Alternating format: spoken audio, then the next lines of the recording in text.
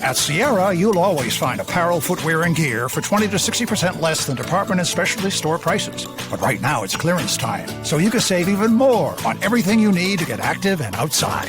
Visit your local Sierra store today. This episode is brought to you by Amazon Prime.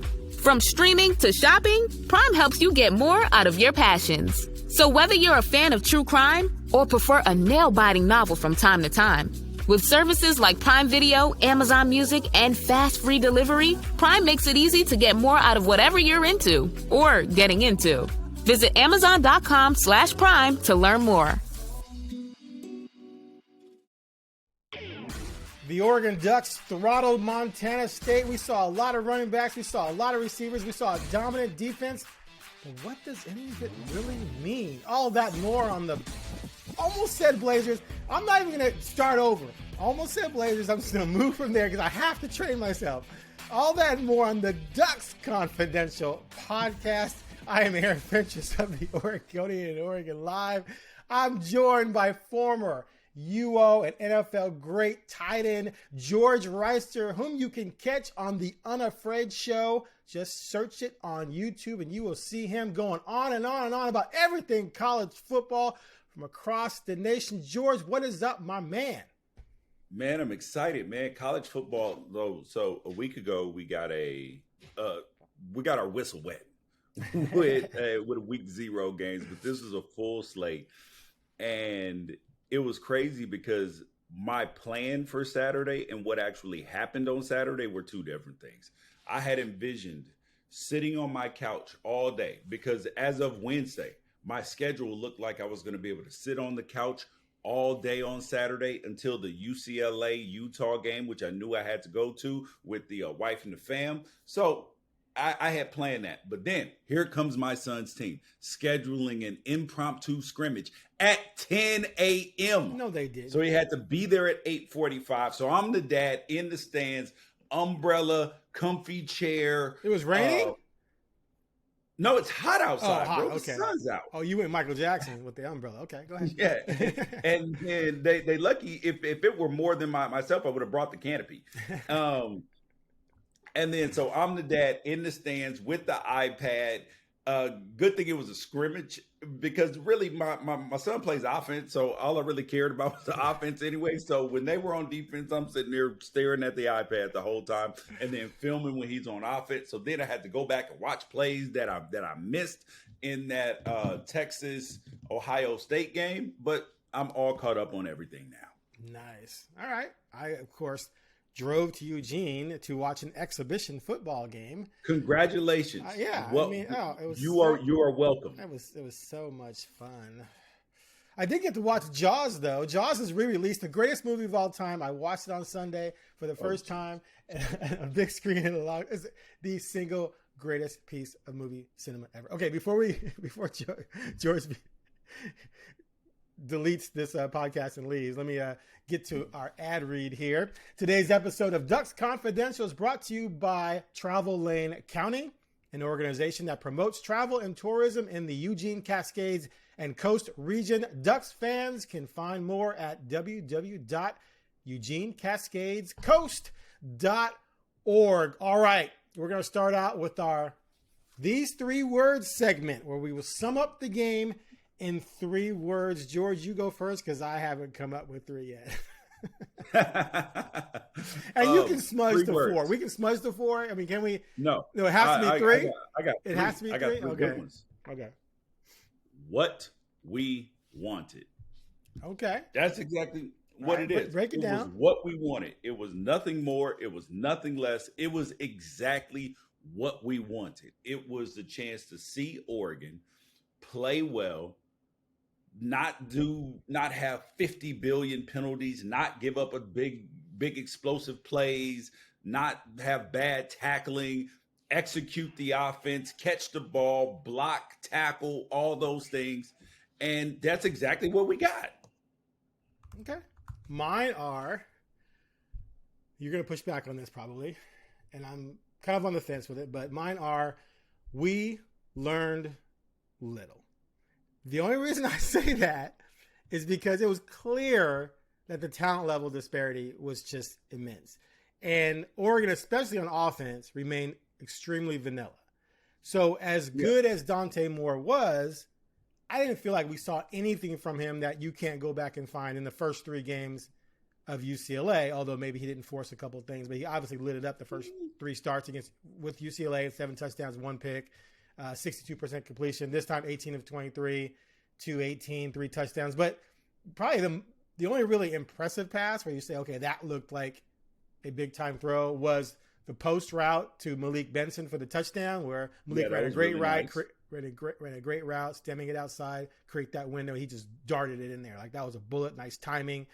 There was a defender closing in there. He squeezed it in there. But other than that, it was dink and dunk, throw it around, because they were just able to just dominate them. So I will say this, though, and this is why I'm on the fence. Last year against Idaho, 24-14, 17-14 in the fourth.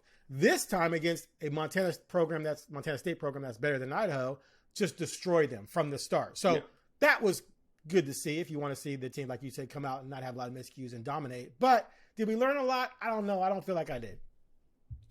I don't feel like we learned a lot, but I do believe that we learned that this defense against inferior competition will be disruptive. And that's exactly what you want. We saw Amari Washington pop off the screen. We saw Mateo pop off the screen. Blake Purchase pop off the screen. The DBs, the young boys coming up tackling hard, like just not stopping their feet. And that's what we learned. And one thing that I want you guys to pay attention to when it comes to big, strong teams is that when bigger, stronger, more physical teams, when the point of contact happens with the ball carrier and the defense, the play ends. Like, there's no dragging people for 2-3 more yards, them fight. Wherever they get touched, the play ends. And that is a huge sign of what your defense is going to be. And we will see even more of that versus Oklahoma State. So if you see guys getting grabbed and then getting the extra 2-3 yards after that, that is problematic. That is something to be 100% on alert for. But if you see plays ending when force meets force, and that's where the play's over, that is a huge sign, because that's what you saw and see out of the better defenses in the country. That's what you've seen out of Georgia year after year. That's what you've seen out of the Clemsons. This is what you've seen out of the Michigans. When you see really good defenses, plays end when people get touched. And to give, an example of the opposite, we can go back to 2 of the worst defenses Oregon has had, 2015-16. In 15, the run game is one of the worst in the country. And early in the season, they were getting run over by some media. No, not run over, but teams were running better than they should have. And then in 15 was the year they got lit up in the air. 16, the run game. 15 was when Cooper Kupp came to town and got 240 yards and lit them up. And that continued the entire season. The pass defense was whack. The next season was the run game issue, where they ranked 130th out of 135 or whatever in the country in run defense. And that started out early with teams running all over them. So, yeah, you're 100% right. Montana State isn't great, but you didn't allow them to really do much of anything because, like you said, the defense was just and there were other teams in the country that played FCS teams. And mind you, Montana State is one of the best FCS teams. They're ranked number 1 coming into the season. And they're good every single year. And other teams around the country had some early struggles with some FCS teams. So I'm not putting too much stock in this victory. That's why I said it's what we wanted. It had all the signs of being positive going forward, if that makes sense. There were no red flag warnings. Like, hey, are we sure about this? Okay. That takes us to the good and the terrible. So I'm going to go first here. The good, you dominated and you came away with no injuries, right? There's nothing I'm missing, right? I don't remember anyone limping Pregnon got banged up, but nothing severe. Yeah, he was able to walk off and he came back on the sideline dressed. Yeah. So that is highly encouraging. Right. So you didn't lose anyone for weeks off some fluke thing in a 59-13. win. And then my terrible, the punting game, man. 0 yards per punt, bro. That's just brutal. Like you have at some point, you're gonna have to get some nice punt. Oh, wait. Oh, they didn't punt. My bad, bro. My bad. Scratch that. I thought there was at least. Okay. Go ahead. Your turn. Okay. My good is pretty much everything was good. Yeah, there wasn't anything particular. It was what we wanted. It was an efficient passing game. But if I'm nitpicking, which I'm going to on the negative, okay. The first thing is that I would have liked to see Austin Novosad throw more than 2 passes. That's first thing. But I do understand it's early season. They want to get Dante completely warmed up, running the offense. Completely understand that. That makes sense. But if I'm nitpicking, I would have liked to see him get at least 5 passes in. And the other thing that is glaring that you heard probably first here on this podcast is, who did we tell you was going to be the RB1? Noah Whittington.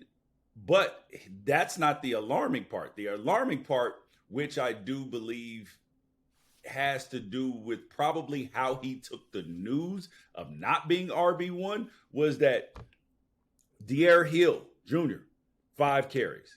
Jordan Davidson, 6 carries, 3 touchdowns. Now, mind you, I told you guys as well that he was going to be the goal line back. And see, this is why you come to Ducks Confidential, because you get the confidential information.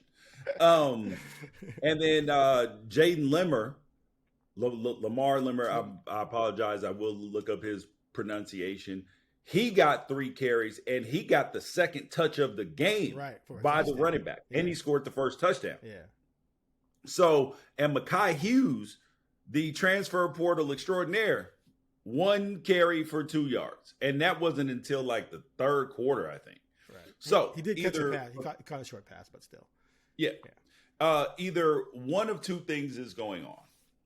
And I will ask about this, but this is what my football brain tells me out of a lot of experience, is that either when he found out he was not RB1, he went in the tank and probably did not respond well.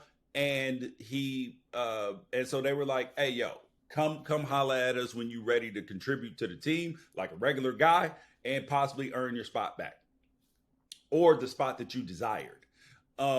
So either that didn't happen or he was a little bit banged up. But if he was a little bit banged up, it doesn't really make sense that you would put him in the game in the second half anyway.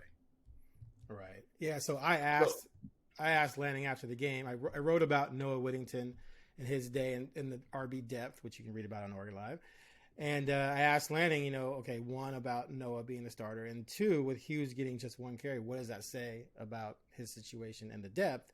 And he said, hey, we're going to have to figure out each week, who deserves the carries. And Noah talked about how, Coach Samples has told him every day that, you got to come in every day and you have to earn your touches because there's a lot of depth at that position. However, like you said, Hughes is a transfer from Tulane where he rushed for 2,800 yards the last 2 seasons. He did not transfer to Oregon to get 1 carry, right, against Montana State. So, yeah, there probably is something else going on there. I can't imagine it would last long, because if it does, wouldn't he just sit out this season and transfer again? Like, why would he burn a year of eligibility being the 4th or 5th back on this team? I believe, right, is sometimes in life, we all get humbled. You know what I mean? And nothing can be bigger than the O. Nothing can be bigger than the culture of the program. So if a player has a bad week or this or that, or is, having that kind of entitled feeling, you have to send a message and say, you're not our guy until you want to be our guy. Until you buy into everything that we are doing, you're not going to be the guy. And that is important for every single position, because it doesn't matter whether it's, Decorian Moore, who's getting paid out the wazoo and big name and everybody wants him and all of that. If you don't want to buy into what we're doing, then I can't put you out there, because that will destroy the culture. And what you mentioned, the answer that Dan gave about working and all of that stuff, and that samples as well, saying that you got to earn your carries every single week. That goes back to like Pete Carroll action. That goes back to Nick Saban action. There's no free passes. There's no, you just get to just, do whatever. No, you eat what you kill. That's it. No, I agree. You have to, because if you allow one guy to come in and act like a prima donna, it's going to permeate throughout the roster. So it'll be interesting to see that storyline play out there. Okay. Our grades. Let's give our grades. Offense, defense, special teams. You go first. Ooh, offense. I'm giving the offense an A. You 39 carries for 253 yards. That's 6.5 yards per carry. And then efficient passing, 19 for 25, 253, 3 touchdowns. I'm giving it, and you didn't turn the ball over. I'm giving the offense and actually, you know what? I'm gonna give the offense a B. Ooh, see, I went A- and thought you were gonna slam me. You're giving them a B because they couldn't do that. They could have done much better. Yeah, but it was what we expected. Okay, so I said A- for the same reason, because it's what you expected. So the competition level. It was really an A, but I'm giving it a B because it was what we expected. My A's are when you go over and above what is expected. Okay. And there was no way for them to go over and above. So I guess the ceiling this week was a B in my grading scale. Okay, so let's take a few minutes to dive into Dante here then. What did you come away impressed by from him in this type of game where, like we talked about, he faced almost zero pass rush. The game plan was clearly very vanilla, which, Lanning said, we didn't show a lot. We had stuff prepared just in case, but you're not going to show certain things. We don't have to. If I can throw a quick pass out to Sadiq and he's going to break a tackle and score, then I don't have to go into my bag, right? So what would you say about Dante's day? I saw something out of him that I had never seen. Okay. Which was that early run. He got up excited, showing some emotion, showing some passion. I was like, who is this young man?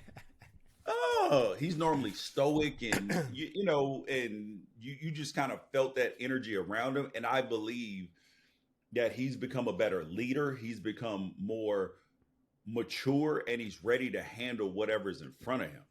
And that was the thing that I looked at, and I was like, okay.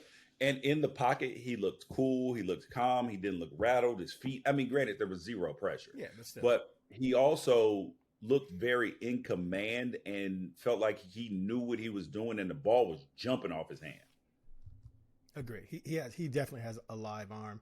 He said after the game that, man, it's been a long time for him, right? Because he got humbled early 2 years ago. Yep. And he's had to wait for the opportunity again, and he bided his time. He worked. He's got to build his confidence. Yeah, he built his confidence. And so after a year in the system, he feels in complete command of what they're trying to do, and he's taking ownership of him being responsible to his team and to himself to be properly prepared, which he had to sort of learn that as a true freshman, which a lot of true freshmen go through that.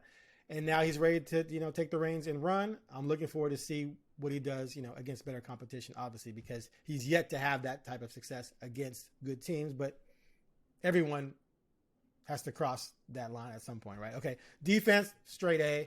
You couldn't ask for much more. And the thing is, Montana State, their running game has always been really dominant. 46 yards on 27 carries.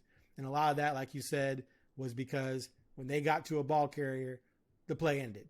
There was no, they weren't, you can't go back and find a lot of instances where guys missed tackles or guys got their ankles broken or anything like that. They were there in a hurry and with force. Okay. I'm going to nitpick here. Okay, here we go. Yoo-hoo. Take the pressure off me. I am becoming Aaron. All right. So if I'm nitpicking, right? And I am right now. They gave up by my account, the way that we used to judge explosives, they gave up 3 explosive plays. 12-yard run, 20-yard pass. They gave up 2 20-yard passes. Granted, one of them somebody failed. You consider 12 explosive? Yeah. Okay. Yeah, because it's over a first. It's well over a first down on one. Yeah, like in any NFL circle I've been, they typically consider 12-yard plus runs an explosive, and sometimes people will take it up to 15, but they consider that an explosive a lot of times, like and two 24-yard passes. And granted, on one of the passes, somebody fell down. And then the other one, the Taco Dowler kid, he's good. And you're in a situation where they're feeding him and they're doing everything possible to get him open. And so yeah, I didn't mind it. I thought the DBs were pretty sticky for the most part, especially the young guys. I was very impressed with the young guys. I mean, even Alford, Sione. Yeah, I was very impressed. Oh, and I was also highly impressed with Terrence Green, number 99. They believe that this kid is NFL first round future talent.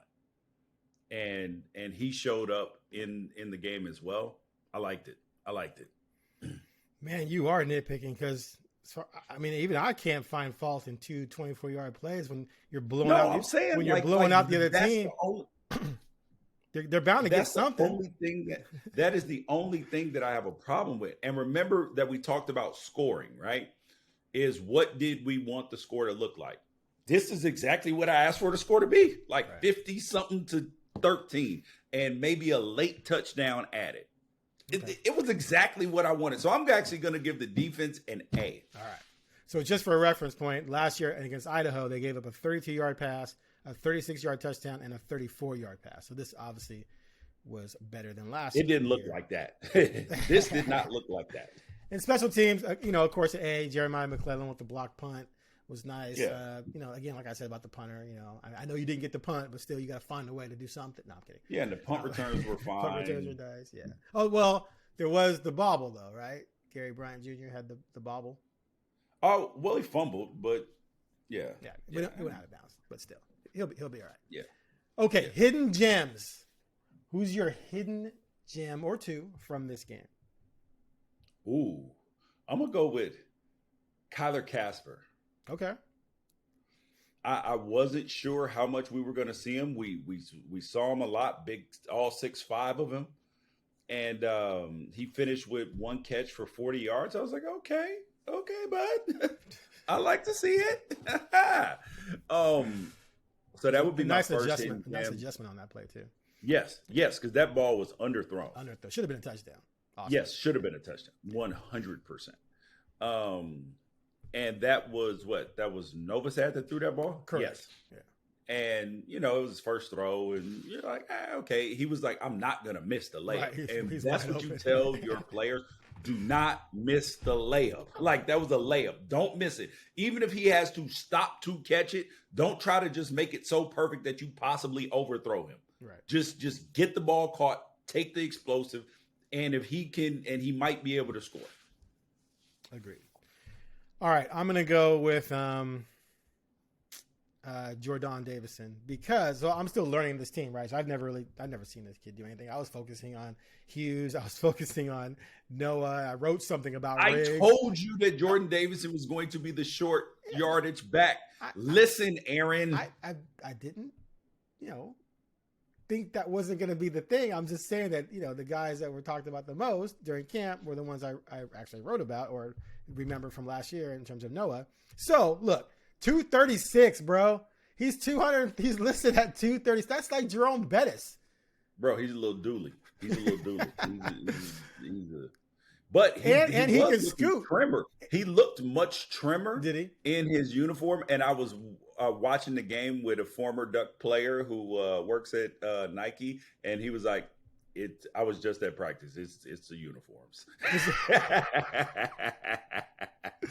But look, he looks like Jonah. If you're trying to find a comp, his body type is like Jonah Coleman in Washington. Okay, yeah. He's still got a little baby fat to get off, but it's gonna be all right. And he hits the hole with some speed. Like, he doesn't look like he's a lumbering back. The one touchdown, he headed to the middle and then had to bounce it outside and raced out there. But yeah, that's a nice weapon to have, an athletic, big giant back you can put in there to just pound in touchdowns. So it'll be interesting to see, because as a freshman, it's nice to have a role. So if that's your role, then you're going to score 10 touchdowns in that role. Yes, at least. I was like, that's a great role. White right now. Yeah, he's exactly. Lindell White. Exactly. But he looks like he has the ability to become maybe a Royce Freeman type, right? What was Royce? How big was Royce? Was 225 or something? Was he? No, he was about he was 230, wasn't he? Yeah, at some point in time, yes, he was a big daddy. He ain't no little back. Yeah, Royce got cut by my Bears, by the way. I'm to call him about that. Yeah, Royce was listed at he was around 232. He's a big boy. All right, so we'll see. Davidson is listed at 6 feet tall, so that means probably 5'11". But still, okay, that still ain't no pull back. We managed to talk a lot about a game that wasn't all that exciting. So let's now look at where the weekend leaves the Ducks moving forward, because there was a lot of action. Texas lost to Ohio State. LSU defeated Clemson. Miami beat Notre Dame. Alabama, which is already ranked behind Oregon at number 7, lost to Florida State. No, they didn't lose. They got beat down. They got spanked by Florida State on the road. So I sort of see a situation playing out this week where Oregon might not move up. And I say that because if you're 7th and you beat an FCS program, I mean, it's logical that LSU behind you and Miami behind you after defeating teams in front of you could jump ahead of you because they've done something to sort of prove their wares. And does Texas fall very far after losing to a top 3 team? I don't know. By Texas 7 didn't points. look good. I'm gonna be honest. I mean, they look good on offense, but their defense held the opposition to 14 points, and that's with the offense not doing much. So they were not in a great situation. So I see Oregon staying right at 7. But the thing about voters is that the reason why you have so many is everyone views things differently and weighs things out differently, right? So you never know how a person's going to look at things. But where do you see the Ducks ending up after this week? And what is the results from this past weekend say to you in terms of where the Ducks maybe fall in the pecking order of things? Okay, so I think Clemson falls behind Oregon. Okay. I think LSU is going to jump above Oregon. But at the same time, they may not, because Oregon did get 1 first place vote and they were absolutely dominant. Like the way I do my rankings, Oregon would not move up because I do mine based upon schedule played, quality wins, and dominance, right? Okay. So you can exert dominance, but if your quality wins and your schedule aren't great, then so far, and mind you, I tear everything up every single week. So if you were ranked 1 the last week, you could be ranked 8 the next week. Okay. It just depends on everything else that happens around, particularly, and there's a lot of shuffling in the beginning of the season because I give credit to people who play better teams. I'm not just going to be like, hey, I know that, it looks like Georgia's great or it looks like Oregon's great, but they haven't played anybody. You're not going to be number 1. There's no chance in the way I do my rankings. So, and I also believe that I think Miami may stay behind Oregon because they were so dominant in the AP poll. So I do think they probably move up 1 spot. I think Ohio State goes to number 1, even though they probably shouldn't, because I don't, in watching that Texas-Ohio State game, neither one of those teams is the version of themselves that they're going to be in 4 weeks. It wasn't a clean game. The Arch played awful. I mean, awful. Sark didn't have a good game, but both defenses were effective. But I thought that was more because the offenses were ineffective. Ohio State was dropping balls all over the place. Julian Sand was the best offensive player on the field yesterday in that game, and he's a freshman quarterback. So, yeah, I was offensive skill position player because we don't get a chance to grade the lines as much. So. Right. I think that they'll move up to a 6, but the most important thing is that you stay in striking range. Like you stay in striking range, you put good film on. That way, in case you do drop that Penn State game, you're 4-0 and you've been wiping people out. So if you lose a close one, they won't penalize you very much for that at that point in time. So real quick, what do you think of Bama right now? What do I think of who? Alabama right now. Alabama's who I thought they were. I said I predicted in my bold predictions this year on Unafraid Show, Alabama was going to miss the playoffs this year. And people were and then when I picked it, and on the prediction, I made a prediction video for the game. I said Florida State will win this football game. They were 13.5-point underdogs. Alabama people came on my channel, Aaron, and they said in the comments and said, Alabama fans have the chance to make or break your channel. If you are wrong about this, we will torpedo you. Jeez. And I was like, and so yesterday I had to address them on the live stream. I was like, hey, I'm glad that you're back. Did anyone come and apologize? Not yet. The video's only been up for what? For 12, I mean, for like 18 hours. So yeah, give him a chance. Not yet. Give him a chance. Well, and two, I haven't looked at all the comments yet because I'm going to review the comments later. Okay. All right. So as we announced earlier, we're going to do 2 podcasts a week. So we're not going to talk much about Oklahoma State until later in the week. We'll devote that show to the news of the week and looking ahead to the next game. But we will do a quick look, a sneak peek, so to speak, at the Oklahoma State game. So they lost their quarterback, Haas Hedgney, underwent foot surgery. He was injured during a 27-7 win over UT Martin. And Zane Flores, a freshman, an interesting freshman because he redshirted and got a medical hardship. So he's really a third-year freshman, will start. He was decent, in that first game. Their rushing attack was so-so. They're mixing in some new offensive linemen still.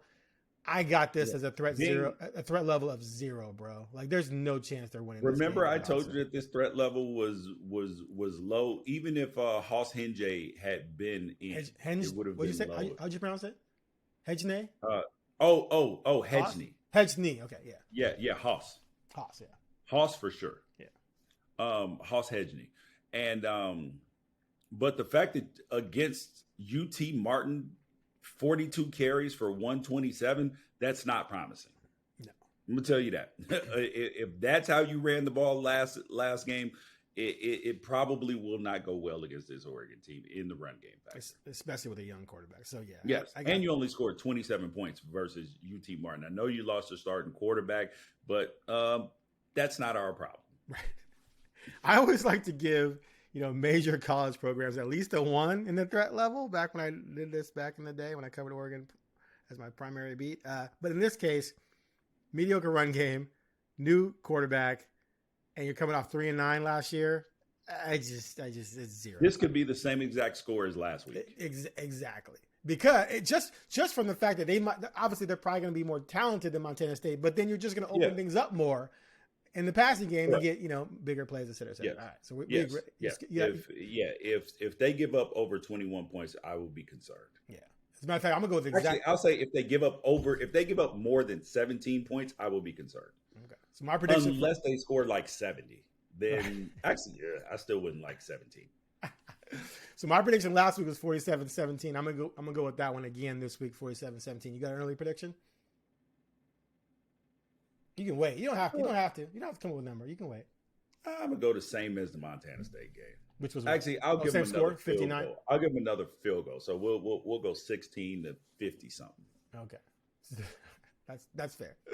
All right, that's it. Good work. Today's episode of the Ducks Confidential podcast was brought to you by Travel Lane County, an organization that promotes travel and tourism in the Eugene, Cascades, and Coast region.